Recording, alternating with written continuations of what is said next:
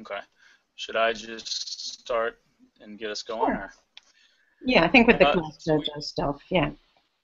Okay. So because I have some experience using Class Dojo, we've decided that I'm gonna kind of cover that. But then, and everybody else is gonna has maybe certain apps they're gonna focus on, and then we're all gonna kind of maybe just comment on each one related to what we teach and our grade level. So I'm mostly doing elementary, and then Natalie, you're doing Middle high school? school, Middle middle school, school, yeah. yeah, and Michelle, you're doing what are you High doing, Michelle? school. High school, high school, Hmm. and then Harshita, you Well, are in. I just reflected on them in a very general kind of a way. So Okay, applicable to all ages, you can say. that sounds good. Okay. So I'm gonna just talk a little bit about Class Dojo, and I'd like to share the screen. Uh, so let me do that now. You guys seeing that okay? Yes, we can. Okay.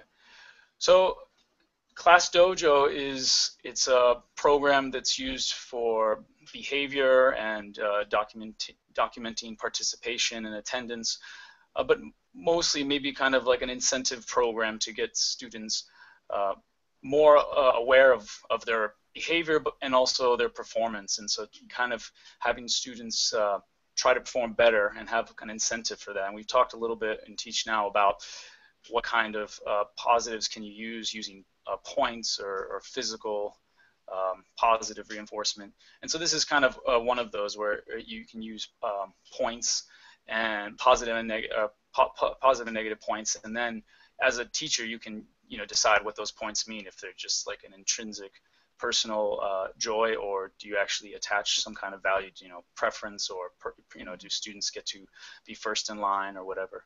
So here we have kind of the interface, and you can have different classes here. For me, they always give you a demo, and then My Monster, I've also started using this for my daughter Bella, and so for her to kind of, the original idea was to get her potty trained, and it kind of actually really works. So she gets like a positive if she uses the toilet, and then a negative if she doesn't, or something like that. I'm not that stringent about it. But maybe we'll just look at a demo class, and so you have your students here, and of course you can add a student, add as many as you want, and each one has this little avatar, which is one thing I think that all the other apps that we saw didn't really have. So I kind of like that, especially for elementary kids, really kind of like that. And one of the benefits you can get to getting a lot of points is you can add an extra avatar in there. They can choose their own avatar. Now you have different settings, so you can edit your classes, your kids, their avatar, depending on what they want. You can change it to this one if you like it. Change their names too if you have nicknames for them. And then the behavior as well. So you have these positives and you have negatives. And the positives, they have some already in there that you can add to it. So if we go here, and then you can, how many points is it going to be? You give the name of it. Or you can import also things from other classes you have. So for example, if there's a specific task that you, or positive or negative you've given on one class, you can kind of put those in all your classes if you want. And then here are some of the negatives. And so I found I just kind of added a lot more and more for my daughter for this and that. If she pees in the bed, then maybe it's -2. But if she goes on her own without anybody being there, she gets +2. So that's kind of nice doing that. So that's on the side of the positive and negatives. You can show them as like a total, or you can show them as individually, how many pluses do they have and how many negatives do they have. One of the nice things about Class Dojo is that you can keep parents informed. Parents can connect to this. You can have their emails. You can even have a little chat, so you can have messages, in the board with students.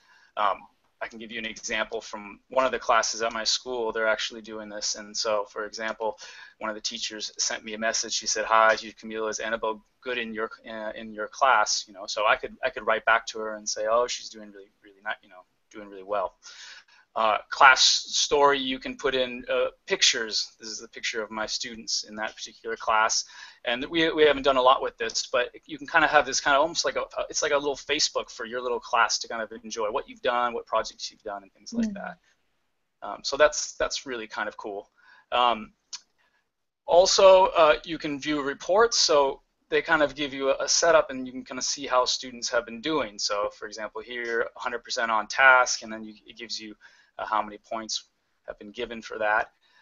And then you can also get a spreadsheet which you can look at.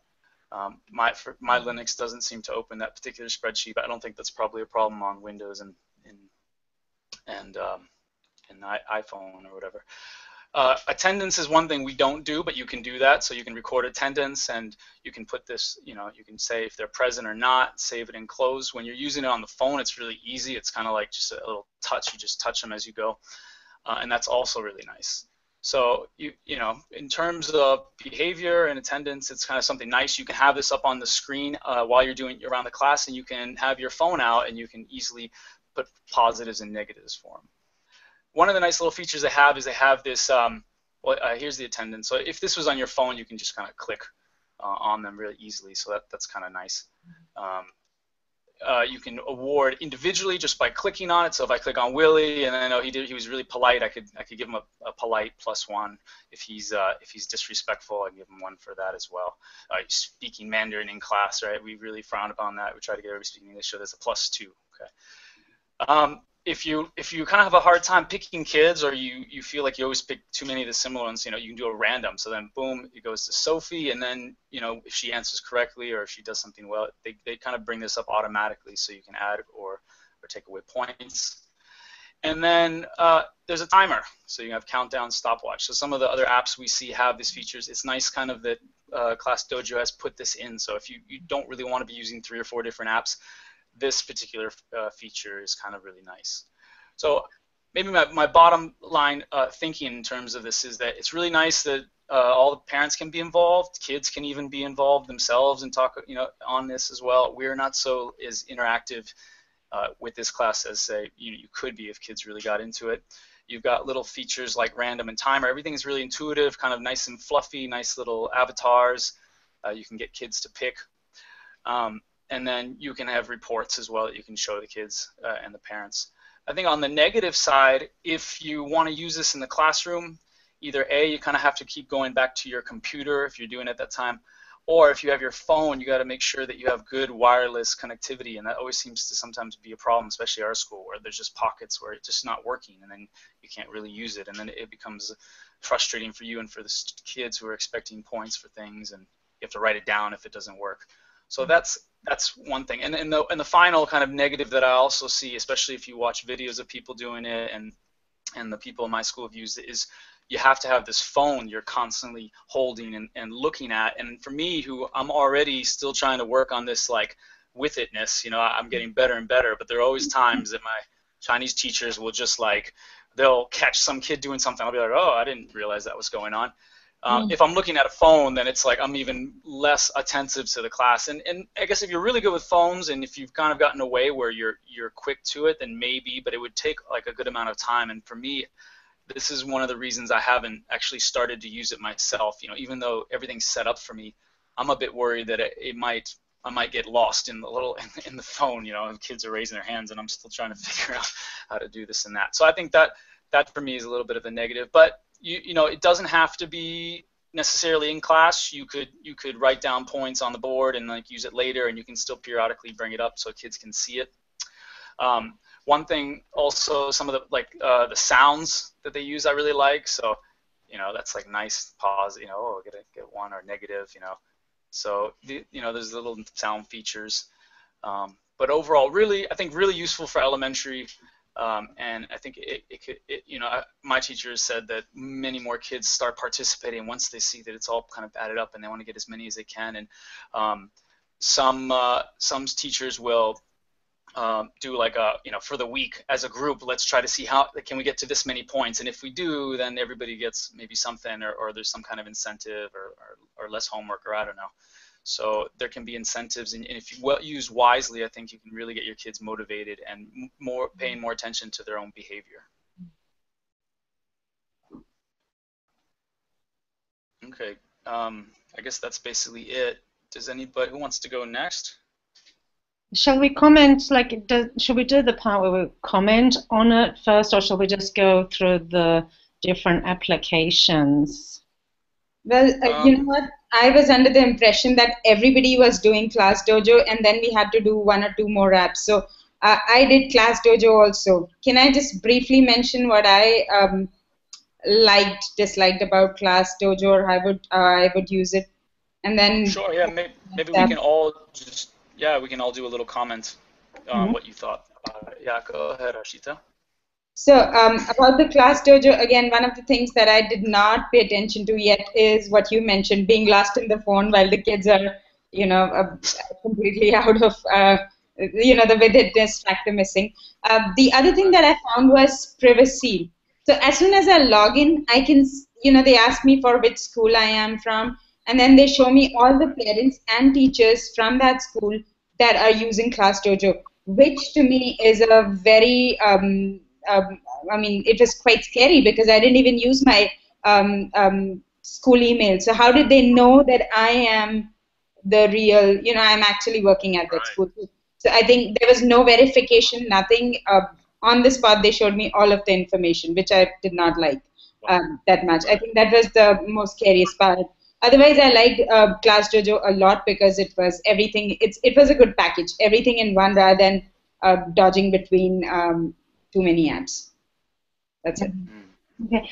I just wanted to comment on it as well because we sometimes use it in grade 6 and the kids really love it, and I think it's one of those things that they connect with, that they used it in, say, upper elementary and then they do it. But I think the problem is that in middle school we only see them 1 or 2 periods a day. So I found the problem that you mentioned, Camilo, about the tracking the points, and I was very enthusiastic for about a week or 2, and then I just found it like really hard work to keep up with all the points and kind of documenting it. I kind of thought of some things of where students also could contribute to the process, where we'd have a box and they could say, this kid was really good in that he was really kind and polite, he helped me with something or whatever, and use the kids' feedback to contribute to that kind of point scoring system. But it seems like I'd have to put a lot of energy in setting up the system. But yeah, I'd like to find a way to make it work, because still at 6th grade it's something that is feasible, and still they're not too old for, or not too cool for the cutesy avatars, which I think are kind of nice. But yeah, so that was my experience with it. I thought it was interesting that they have the grades set up all the way up through 12th grade, but I'm not sure how my 11th and 12th graders would react to it. There are some sort of cutesy things that I use in class, so they're just, come on, really, we're too old for this.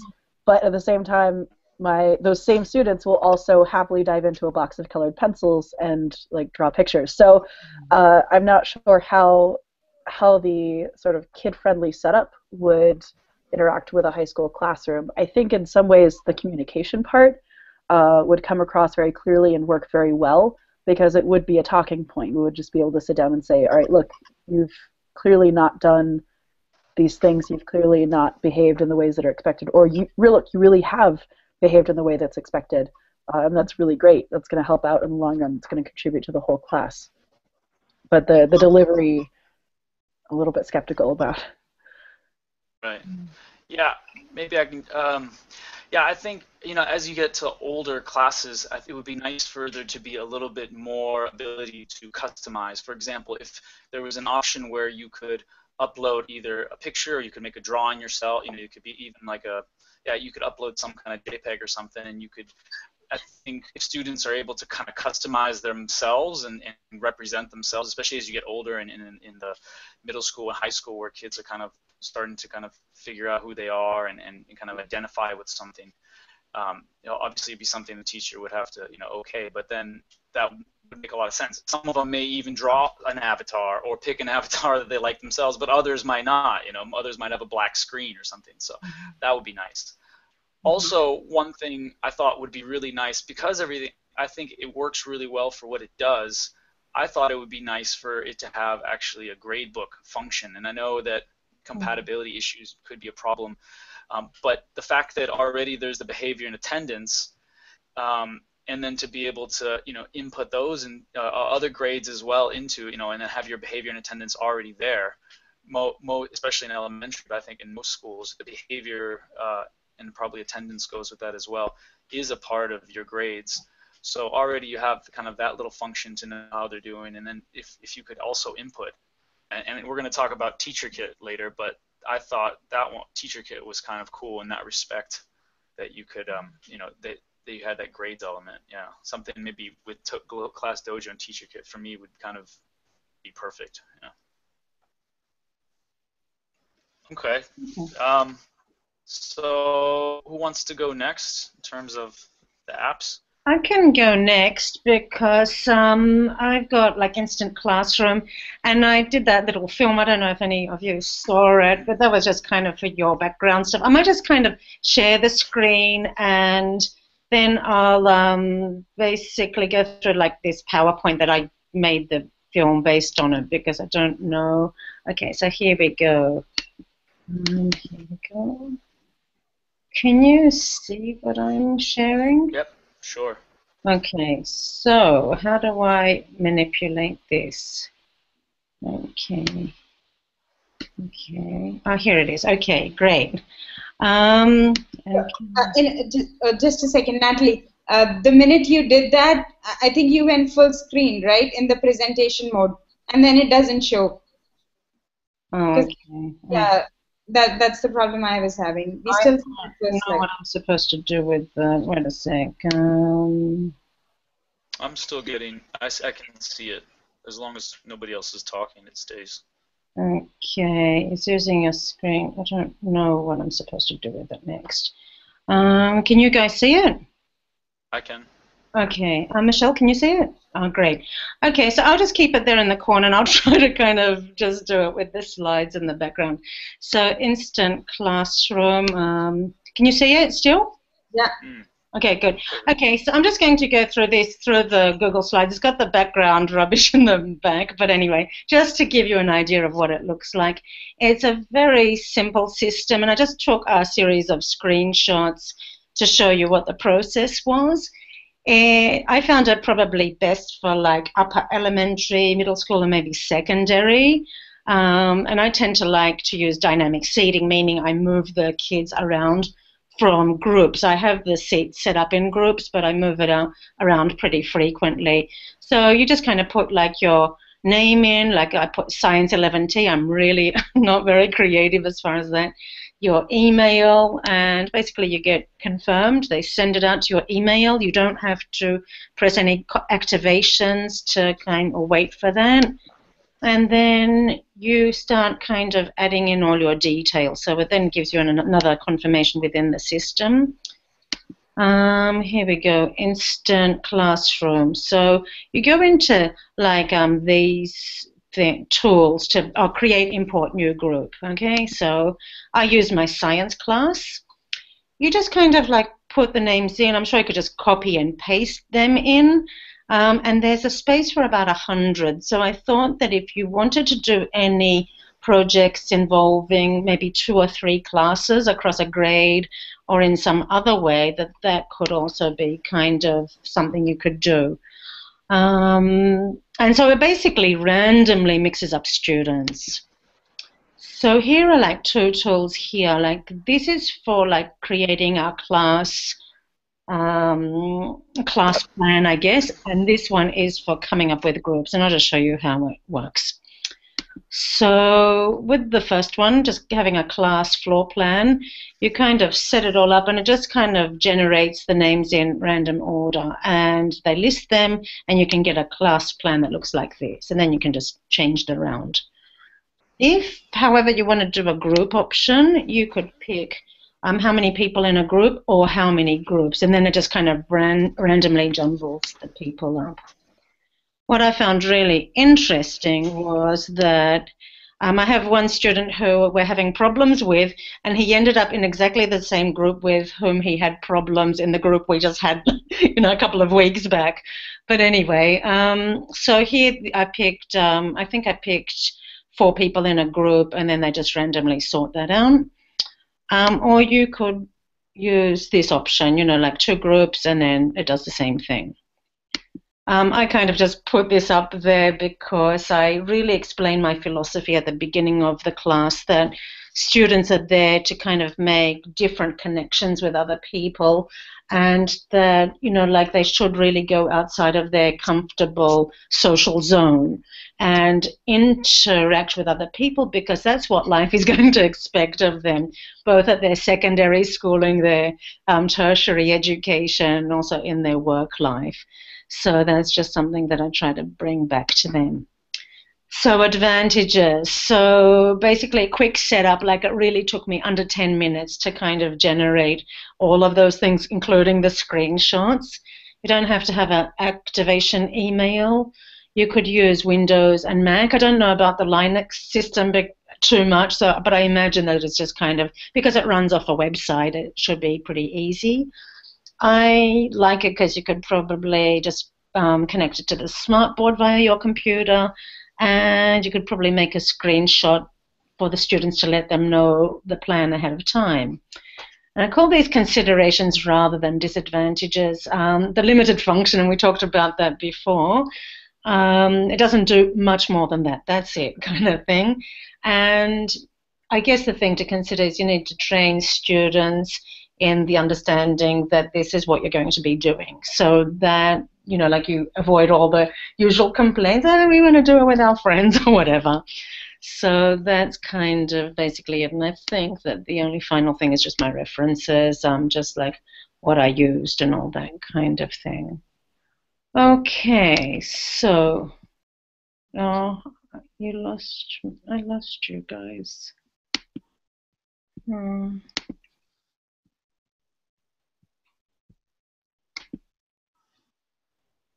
Hello? So click on the one that says you are on this video call or in this video call. Sorry, wait a sec, where is it? Wait a sec, I've got to minimize it. The green one. Okay. Did it cut me off during any of that conversation, No, or did you have it all? Okay, good. Okay, that's what I was concerned about. So, and Are there then, any final thoughts? You kind of summarized it with the advantage considerations. Did you want to elaborate on that before we talk to everybody else about theirs, Natalie? yeah, I think that that's probably it. It's a very simple system. It doesn't really offer very much more beyond that. I guess it could be a good way of setting up class plans and maybe sharing class plans with sub-teachers, but it doesn't offer very much beyond that. So very simple system, but that's it. That's the extent of the bells and whistles kind of thing. So, yeah. Natalie, what was the name of the group that you used, that you signed up as? So basically, I called it Science 11T, or New Science 11T. Capital T or? Yeah. Okay. I'm just trying to see if I can access. Do you have any experience with students accessing the group? I mean, can you said it's on the internet, so. Because I wasn't sure if that was a I'm not sure if you can. As I haven't used it in my class as yet, but I thought I was kind of thinking very hypothetically of what you could do potentially. But yeah, it would be kind of interesting to see if they could use it, because yeah, you could share maybe the link with them in that case. Yeah. And just like I usually like to tell them beforehand, this is where you're seating, because last year I remember I put all this energy in trying to come up with different seating arrangements, you know, maybe every 3 or 4 weeks. And that means you have to keep a copy of everything. And then it just is it's just kind of like a time management tool for the teacher, I think, more than anything. If that's how you kind of like to plan that kind of system. So one question that came to my mind was, is it possible to manipulate the contents or the people in a group after you have randomly generated them? Because as you said, you might want 2 people to definitely not be on the same group. I couldn't see how you could do it, but what I would probably do is I would just kind of print it out and then do it manually. Yeah. Which is not like the really best option. It would be good to have that option to be able to change certain things around because, yeah, it could be an issue of just like two very volatile personalities or something like that. Something that I noticed about this app that was the case with one of the ones that I looked at is that it also really leaves you with only having a linear setup of the desks. So if you wanted to have like a table setup or maybe have the class in a U, you really only have the option of a grid. There's no way to show a more dynamic classroom. Yeah, that's for sure. Yeah, my thoughts on it were just maybe too simple. In my classes, I don't really have to do the seating charts, but typically the way I do it is I set it up randomly, but then as I kind of monitor and decide if there are students I don't want to sit together, students I think would work together, and then I kind of individually change week to week. But yeah, I mean, if looking at, there's some other apps that I think kind of do the same thing at Instant Classroom, but more, and it seems a little bit outdated for me. I'm not really sure how much of there's no connection maybe with the students online through it.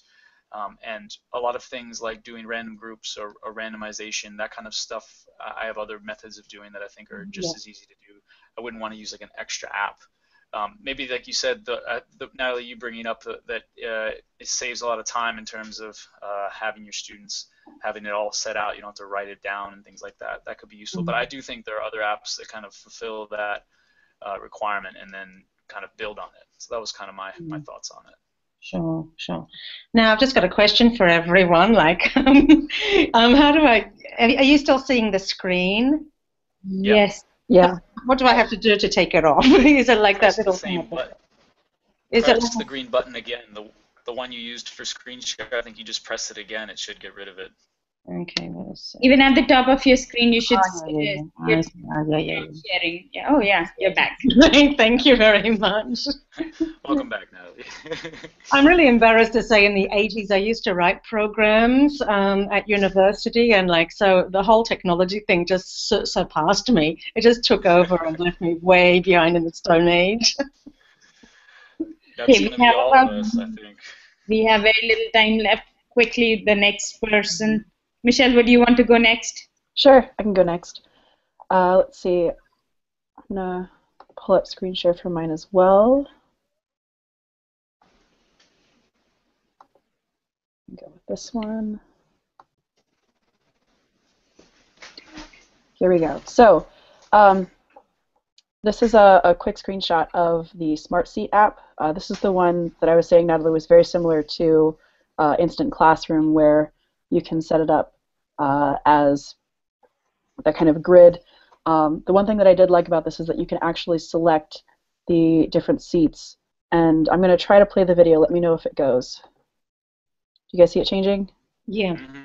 So as you can see, you can also really easily switch students around within the app. This is the video that the app itself created, by the way. And this is currently the screen shown on an iPad. So it's letting you copy and paste whole lists of names from an email or from a text file later on to import your classes. So it'll just pick it up and drop it. Later on in the video, here's some examples of how you can rearrange students. It's just sort of a click and drag setup. Like I said with the Instant Classroom, the limitations that I saw with this one are pretty much the same, is that you're stuck with a grid. You really can't choose to set things up in like a circle or a U. You could kind of get a blocky version of that if you were to arrange students, say like move these desks up here and things like that. So those are some ups and downs of that one. This one also has an attendance function. I know for my school, you take attendance on a whole separate system, so I would never have to use that because there would be absolutely no compatibility. This also doesn't seem to be connected to the internet. It looks like you could actually take this one offline and use it, so there's an upside of that one.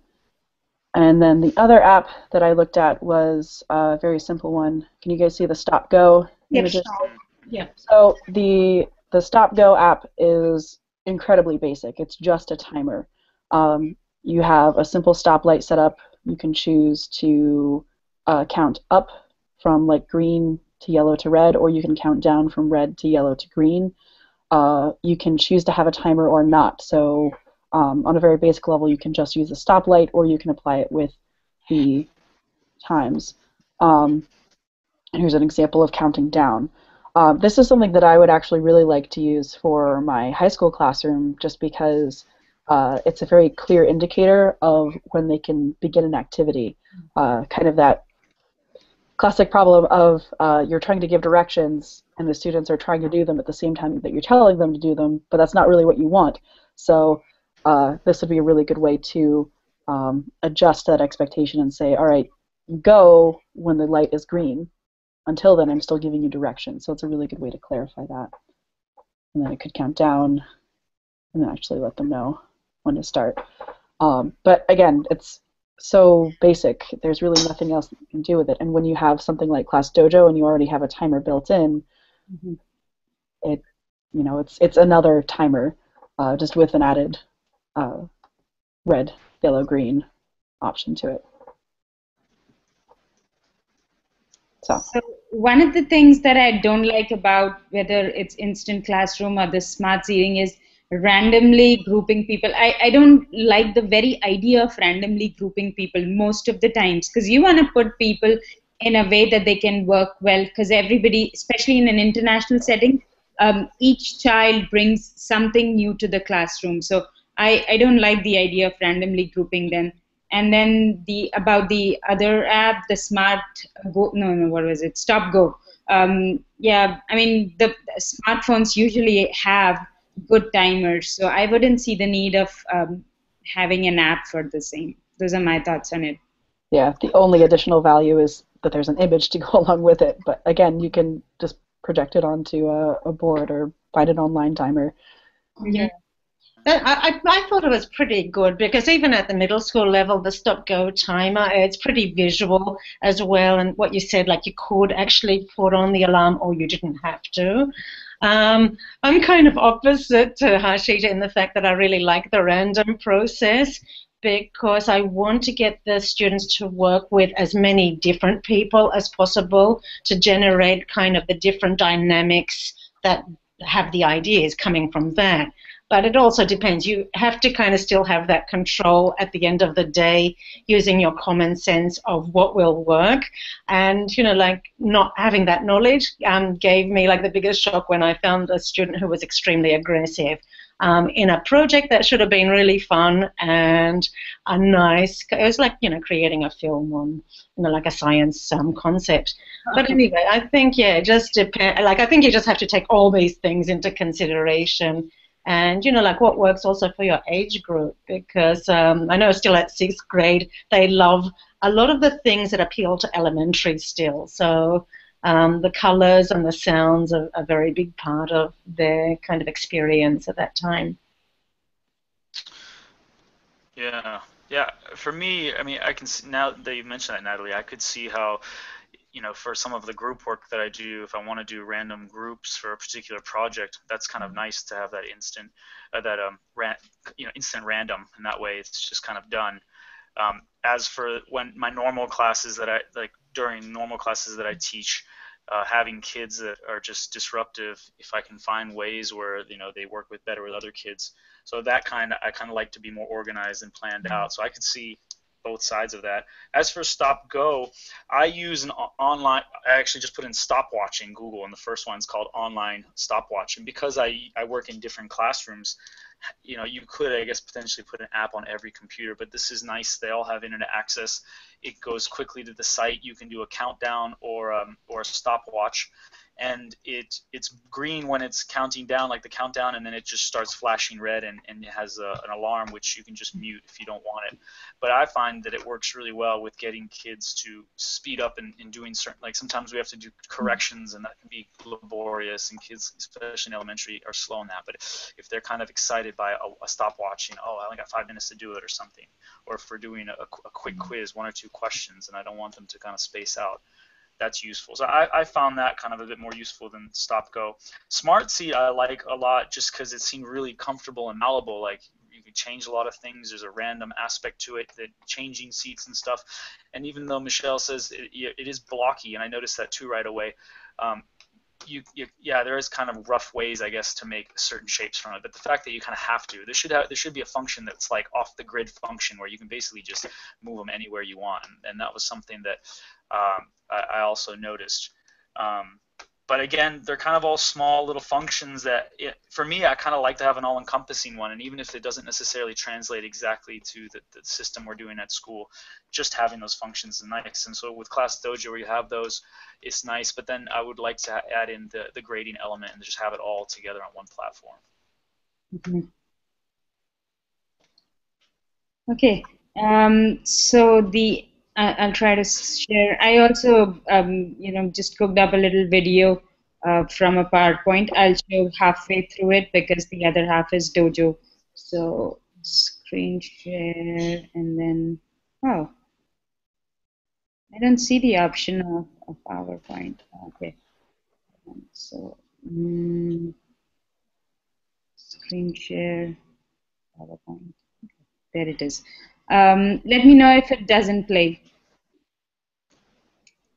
As you can see on the screen, there are some points that I found, and I'm going to talk about those. One of the good things about TeacherKit is that you can actually set up entire classes there with the timetable. You can set up attendance and customize it, as in you can say present, not present, tardy, or consent absent, or half day, or something like that.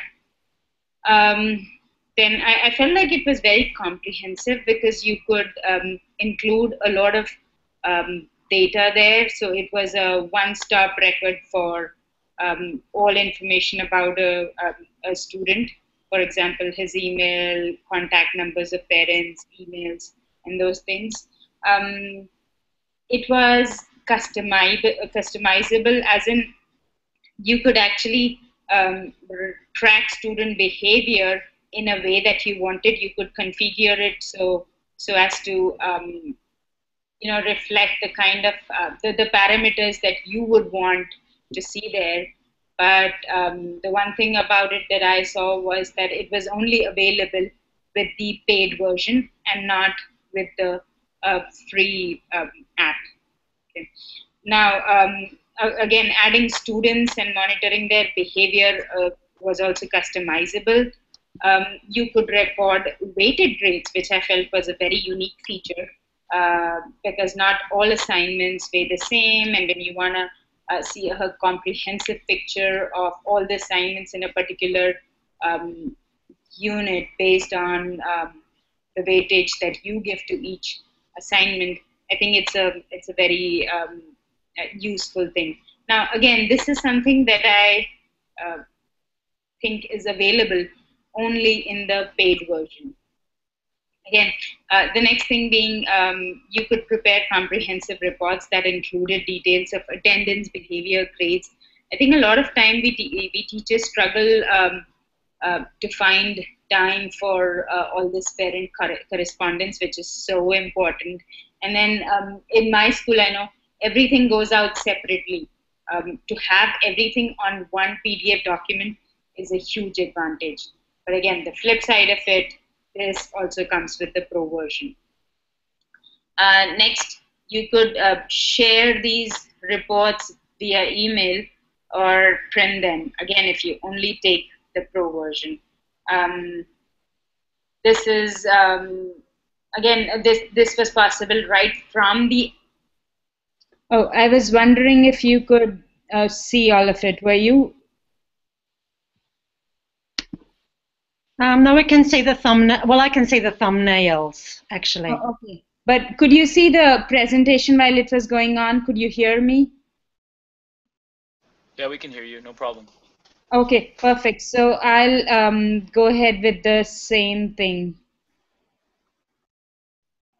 Oh, hold on. I lost it again. Okay. So screen share, PowerPoint, and then, right. Test sun timer. Now, I don't know, I might sound a bit too negative, but I really didn't find any good use of this app. Like the only things that I could find was that it was kid friendly, as it was visually very representative of the time that had elapsed and the time that was remaining, using that sand clock model. It was soothing look, available in 5 colors. You could count up or count down. Now, this is something that I found about it when I was reviewing the app on forums. When I actually used it, I felt like you could only count down. Again, I don't know if there is a paid version or another version, or if there is a version for different operating systems. The one that I used did not have that counting up thing. It can be used for games, quiz as well. Time is usually very useful in a classroom, just like all timers. You would use the best sand timer also for games, quizzes, any other work that the teacher needs to time the students, motivate them, and that kind of a thing. It said that it had an alarm that would work if the phone was locked. It could be snoozed up to 3 times. I could not make it work. Again, according to what I saw on the forums, I couldn't see a stopwatch. There was just a timer. The alarm would not go off when the time finished. The time 00 just blinked. So it's not useful when there is no sound. I mean, unless you're looking only at the screen of your phone, the system would not work. Okay. Those were my findings about the 2 apps. Yeah, I agree with you. I just felt like it was just kind of a gimmicky timer. I mean, it looks pretty and everything, but there are lots of timers that can do that. And like I said, the online stopwatch that I have, it's not necessarily, there's nothing spectacular about it. It's just numbers, but it's easy to use. The sound is alarming enough, and the kids love it, and then it blinks red when it's gone off, like the countdown. So that, even because obviously sometimes kids are still too slow, so you're still letting them do the work, but just having that blinking is telling them, oh, I'm already over the time. I should really be done by now. So yeah, for me, it was just if it's one of those things, you like that timer, then it works for you. But there are just like a million options to work with, and like you said, most phones have them anyways. And they're pretty good. I mean, iPhone, I think, has a really good one, and my Android has a really good one. So those are all useful as well. Yeah, I was particularly surprised at the Teacher Kit because it seemed to be a very promising piece of app. But the minute I got into it and tried to do things, it was very clear that they want you to pay, be committed, and then that was it. Usual story. Which is kind of nice and refreshing about ClassDojo, that it's not only is it completely free, but I mean, with Teacher Kit they talk about emails and stuff. Well, ClassDojo, you have these running, messages going and between parents and everything, and between themselves, between teacher. Like, we haven't really utilized its full effects in that respect. And that message that teacher parent sent me, I didn't even know about until we went in there today to kind of make sure I was familiar with everything again. And then I was like, oh, so maybe in future I'll spend more time talking to them, because that's one of the things that I don't like about my school. They don't really encourage it, but I like to actually have words with parents about things. So there's a lot of besides that, you can't use grades, which is kind of what I liked about Teacher Kit. ClassDojo is really nice, and it would be nice if in future they start adding some kind of element like that. I don't know if that's possible. I wonder if that paywall is the sort of payoff to having privacy as well, because it seems like the apps that have the paywall are they're just one self-contained unit, or something like ClassDojo is automatically networked. But I guess that's one way to get around something like that, is bypassing that level of organization, so that things are so open. That's a very good point, Michelle. Yeah, that's interesting to have that perspective.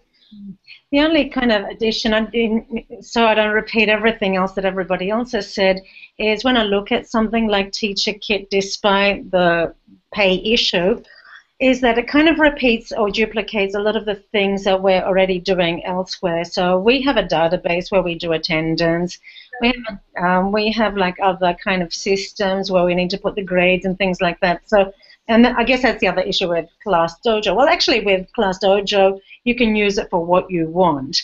And I just kind of feel like with some of those things, they're kind of reinventing the wheel.